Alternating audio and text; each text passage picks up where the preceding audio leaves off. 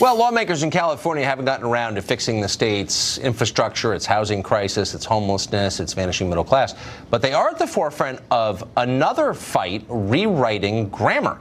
Last week, the chair of the state Senate Judiciary Committee announced that only gender-neutral pronouns would be permitted on her, or rather, their committee.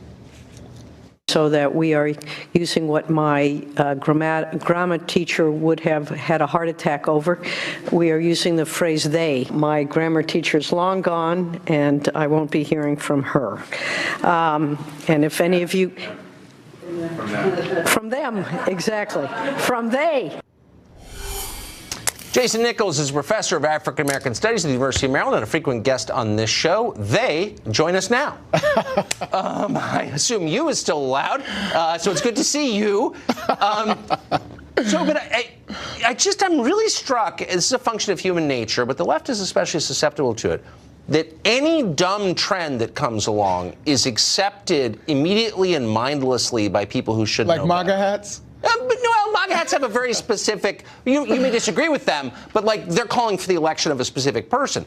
But like all the dumb people decided one day like pronouns are bad, and then we just sort of go along with it. Why? Again, Tucker, I don't think that what they're saying is pronouns are bad. Mm-hmm. They're saying that you should be referred to the way that you choose to be referred to. So someone who is a man who identifies as a man, yes, we can call that person he. Someone who identifies as a woman, that person can be she. But a person who is gender non-binary, they can be they or shim or sheer or whatever pronoun they choose. So in general, I kind of agree. I call people whatever they want to be called. You get married, you change your name, I'll call you by that name. Exactly. Whatever. I think that's your right. And out of respect, I go along with it. That's not what they're saying.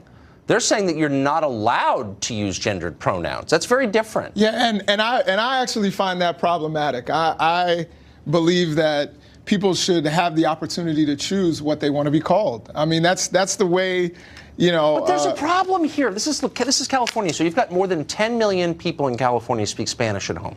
Right. Spanish is a gendered language. Absolutely. That means it is structurally transphobic.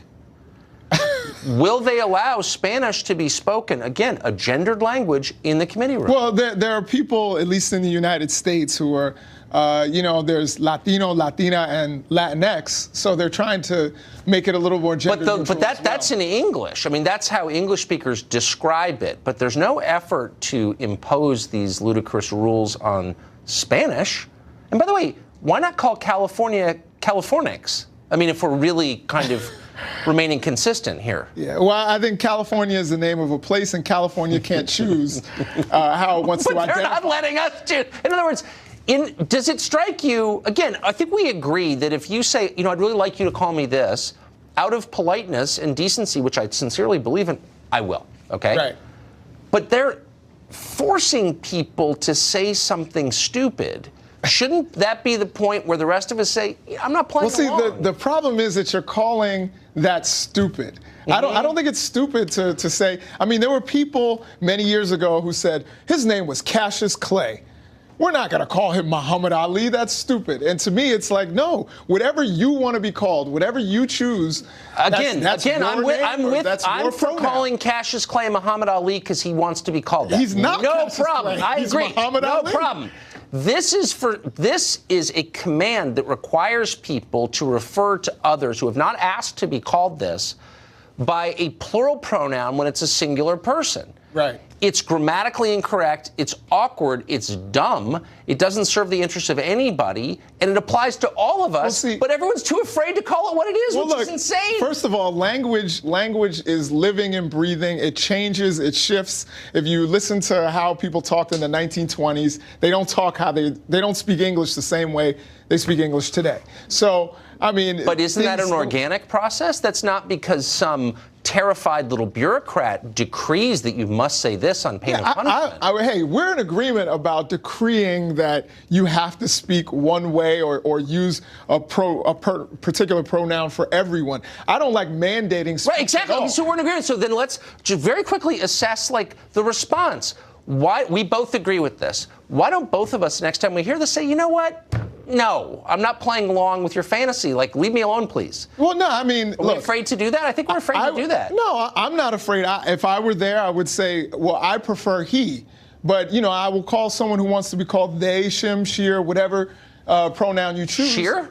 Yeah, that's another one. Okay.